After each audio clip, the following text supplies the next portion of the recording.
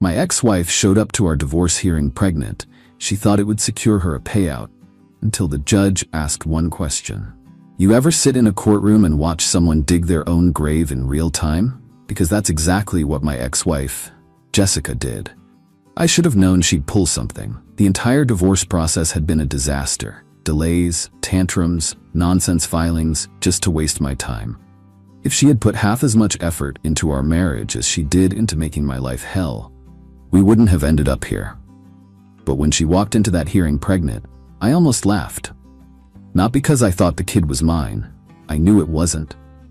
But because I could see the plan forming in her head like a cheap soap opera plot. Jessica was banking on one thing, that the judge would see a poor, vulnerable, abandoned pregnant woman and force me to pay up. Forget the prenup. Forget logic. Play the sympathy card. Get a payday. I could already hear the speech she had planned. Your Honor, I have a baby on the way, and I've been left with nothing. How am I supposed to survive? All while shooting me side glances, waiting for me to squirm. Too bad for her. I don't play dumb. And I don't lose. See, Jessica had underestimated me. She thought I'd panic, get flustered, maybe even offer a settlement just to avoid looking like the bad guy in front of the judge. But she didn't know what I knew. She didn't know that I had already figured her out months ago. Because the thing about Jessica, she wasn't just bad at marriage, she was bad at lying. And she had no idea that the one question the judge was about to ask her would make her whole story fall apart. Jessica was smug when she walked into that courtroom. She played it perfectly. One hand on her belly, the other delicately brushing her hair behind her ear like she wasn't about to commit legal fraud. She even threw in a dramatic sigh when she took her seat, like this whole ordeal was exhausting for her. I didn't react. I didn't need to. Because unlike Jessica, I wasn't walking in blind. I was ready, and so was my lawyer, Ethan. Ethan was the kind of guy who smiled in court, but would absolutely gut you with the law. I didn't like lawyers much, but after watching him dismantle Jessica's stunts over the last few months, I had to admit I was glad he was on my side. Jessica, of course, had gone through 3 different lawyers since we started this divorce. The one she had today? A newbie. Fresh out of law school, probably desperate to win his first big case. I almost felt bad for him. Almost, because here's the thing. Jessica had tried this before. Not the pregnancy stunt, but the manipulation, the fake distress, the "I'm just a struggling woman, Your Honor, please take pity on me" act. And unfortunately, some people bought it, including my own mother. A week before the hearing, my mom had called me. "Just settle," she said, voice laced with exhaustion. "You don't want this dragging on forever." I pinched the bridge of my nose. "Mom, she's not getting a cent. That's why we had a prenup." "She's pregnant," she pushed. "You really want that on your conscience?" I almost lost it. "This isn't my kid." Mom hesitated. "Are you sure?" I wanted to laugh. Was I sure? "Mom, she cheated on me, repeatedly. I caught her." I paused. "Besides, you know what the worst part is? If I actually thought this was my kid, she wouldn't even need to pull this stunt. I'd be there. I'd take care of them. That's the difference between us. She schemes, I take responsibility." Mom went quiet. Then she sighed. "I just don't want to see this get uglier." It was already ugly, but I promised her I'd handle it, which brings us back to today. The judge walked in, and the hearing began. Jessica's lawyer launched into a sob story immediately. "Your Honor, my client has been left in an impossible situation. She is pregnant, unemployed, and struggling due to the emotional and financial strain caused by this drawn-out divorce." Jessica sniffled on cue. I didn't even blink. Ethan waited patiently, letting the theatrics play out. Then he stood up. Calm, controlled, ready. "Your Honor, while we certainly sympathize with Miss Parker's situation, we must clarify a few things before proceeding. First and foremost." He turned to Jessica's lawyer. "Who is the father of this child?" And just like that, Jessica visibly stiffened. I knew that question was coming. Jessica didn't. See, she assumed the court wouldn't question her pregnancy, that she could waltz in, look vulnerable, and walk out with a fat check. But legally, her pregnancy was only relevant if I was the father. Her lawyer froze. Then weakly, "My client believes it is the petitioner's." I almost laughed. Believes? Ethan didn't even flinch. She believes? So there's no proof? Jessica shifted uncomfortably. The judge's eyes narrowed. "Miss Parker, have you had a paternity test done?" Jessica's mouth opened, closed, opened again, trapped. I just assumed. You assumed? The judge repeated, unimpressed. Miss Parker, is there any evidence to suggest the petitioner is the father? Her lawyer looked like he wanted to die. Jessica looked pale. And I leaned back in my chair, enjoying the show. At this point, Ethan was ready to finish her off. Your Honor, we have strong reason to believe this child is not my client's. He pulled out photos, taken 2 months after Jessica and I separated, of her on vacation with another man, holding hands, kissing, clear proof she had moved on. And then, the final nail in the coffin. Ethan slid medical documents across the table. Additionally, we have subpoenaed Miss Parker's recent medical records, which show that her first confirmed pregnancy test was months after she and my client had last been together. Jessica's face crumpled. Her lawyer looked at her, realizing she had never told him any of this. The judge, he let out a long sigh and shook his head. Miss Parker, this court does not take kindly to deception. Given the evidence, there is no basis for financial support.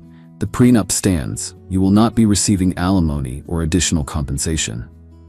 Boom. Jessica gasped like she had been physically struck. But Your Honor. This hearing is over. Done. Jessica sat there, frozen. The judge's words were still hanging in the air, but I could see it happening in real time, her brain scrambling for a way out. This wasn't how she thought today would go. In her version of events, she was supposed to cry, look pitiful, and leave with a fat monthly check. Instead, she had been publicly exposed. Her lawyer wasn't even looking at her anymore. He was staring at the floor, probably re-evaluating every decision that led him to take this case. Meanwhile, Jessica was gripping the edge of the table like she could somehow hold on to the last shreds of her scheme. And then, the tantrum started. Jessica's last desperate attempt. But Your Honor, Jessica blurted out, her voice high-pitched. This isn't fair. I'm about to have a baby, and he just gets to walk away? The judge exhaled sharply, rubbing his temples. He was done. Miss Parker, he said firmly, this court does not make financial judgments based on emotional appeals. Your pregnancy has no legal bearing on this divorce unless paternity is established, which, based on the evidence provided, it has not been. But, the judge held up a hand. Enough. Jessica snapped. She turned in her chair, whipping her head toward me. You're really going to do this to me? To your own child? There it was. The final gamble. Even after being publicly humiliated, she was still trying to plant doubt. The courtroom went silent. Then I smiled. A slow, amused, merciless smile. You really want to do this, Jessica? I leaned forward, voice calm. You want to go on record accusing me of being the father? Because we can get a court-ordered paternity test right now. Her face twitched. She had nothing. She knew she had nothing. And in that moment, so did everyone else in the room. The judge didn't even bother responding this time. He simply turned to the clerk. Adjourned. Done. Jessica had lost everything, but it wasn't over yet. The hearing was over, but I wasn't done watching her fall apart. I walked out of the courtroom with Ethan beside me, my mom trailing a few steps behind. I half expected Jessica to slink out quietly, but I should have known better. She stormed out after me, heels clacking, face red, hands shaking. You're a monster, she hissed. You let me sit there, humiliated. I turned slowly, looking her up and down. I'm sorry, Jessica. Which part humiliated you? The part where you tried to scam the court, or the part where you realized I was 3 steps ahead? Her jaw clenched. You set me up. No, sweetheart. I smiled again. You set yourself up. I just let you walk into it. She looked like she wanted to throw something at me. But then, she tried one last card. She turned to my mom. Are you seriously okay with this, with what he did to me? Mom hesitated. Then she crossed her arms. I'm not okay with what you did to him, she said. You had us all fooled once. Never again. Jessica's lip quivered. For a second, I thought she might actually cry. Then, the real explosion. I hope you rot, she spat, stepping forward like she wanted to claw at me. I hope you, Miss Parker. The voice came from behind her, a stern official voice. Jessica froze. 2 court officers had stepped into the hallway. Come with us, please. Her head snapped around. What? Why? The judge has recommended an inquiry into potential perjury and fraud, one officer said. You'll need to answer some questions. Her eyes went wide. Wait, no, that's not. But they were already leading her back into the courtroom. I let out a slow breath. Ethan patted my shoulder. Well, that was satisfying. I smirked. Yeah, it was. Jessica was dragged back into the courtroom. I didn't follow. I didn't need to. The moment those court officers took her away, she ceased to be my problem. But I still made sure to follow up. Turns out the judge wasn't just pissed. He was making an example out of her. Faking financial distress? Bad. Trying to manipulate the court? Worse. Lying under oath? That's perjury. Her fraudulent claims meant she was now under investigation. The court didn't just dismiss her plea for alimony, they flagged her case for potential financial fraud. She had dug her own grave. Over the next few months, I heard bits and pieces. The judge hit her with fines for wasting the court's time. Her lawyer dropped her immediately. Her attempt to file for government aid? Denied. Turns out, they also require proof of paternity. And the cherry on top? Her new boyfriend dumped her. Apparently, after my lawyer pulled out those vacation photos in court, the guy started doing the math. He realized he wasn't the only one she had been with. And suddenly, he wasn't so sure he was the father either. I can only imagine that conversation. A few months after the trial, I got a text from an unknown number. Jessica, I hope you're happy. I stared at it for a second, then typed back, I am. Thanks for asking. Then I blocked the number. I didn't need to hear from her again. She had spent years trying to manipulate, control, and milk me for everything I had. But now, she was alone. And for the first time in a long time, I was free.